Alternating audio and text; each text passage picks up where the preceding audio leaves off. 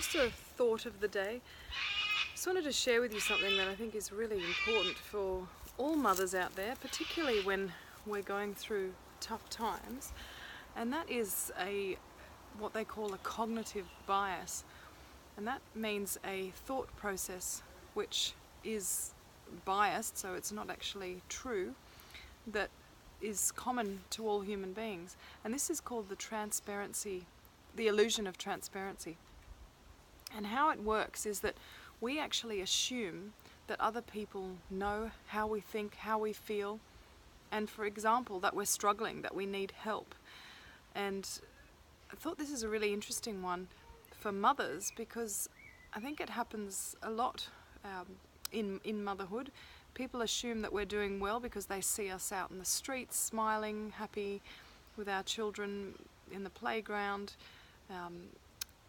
at the supermarket, at various little events that we go to with our children, and sometimes things appear very sweet. Obviously there are also days when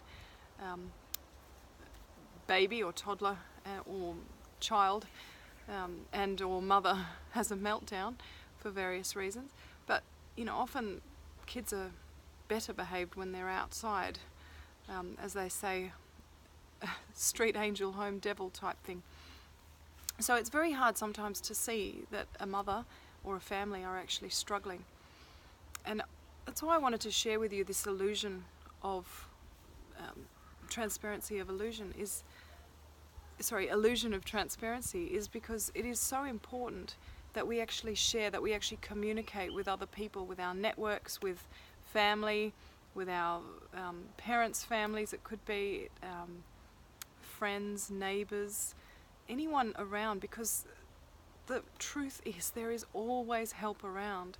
People are always willing to help. I remember when I was just about to give birth to our first daughter, the neighbours across the road, who are absolutely wonderful people, they said to me, if you ever need help just having a break, we'll wheel the pram around the streets while you sleep during the day, or whatever it is, we'll help as much as we can. We know how tough it can be. And just that sort of help is incredible. I never actually took it up, and in fact we never used a pram for a year because I love baby wearing, but it was such a fantastic offer, and lots of people are willing to do it. There's also, I know near us, there's a service, I can't think of the name, but where there are sort of almost like Dial a Granny, where these older women who are happy to donate their time will come into your home and hold your child while you have a shower, or wash up, or do whatever you need to do.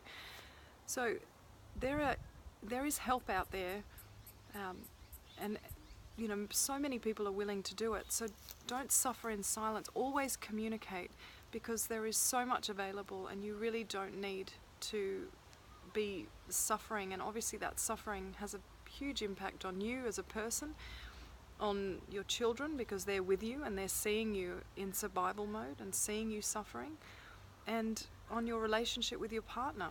And that sometimes just simply doesn't survive because of the stress of motherhood and this huge change in your life. So we've always got to remember that we are untrained, put in the list of occupations we suddenly become as a mother. From psychologist, risk assessor, safety officer, chef, sleep, what should we call it? Sleep, frustrated sleep person. just sleep. The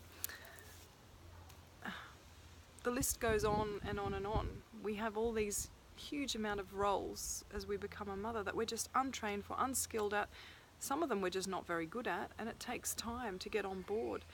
And depending on our personality, it can be quite a scary thing to suddenly be a novice at everything, and really trying to get used to it. And then, we put pressure on ourselves to keep our cool, to be a good parent, and not take our frustrations out on our children, to not, parent them in ways that are not good for their growth, such as, putting them in front of TVs or iPads, for hours on end because we just need to get something done, or we just need a break. So it's so important. I just wanted to share all this with you because one, there is help out there. Two,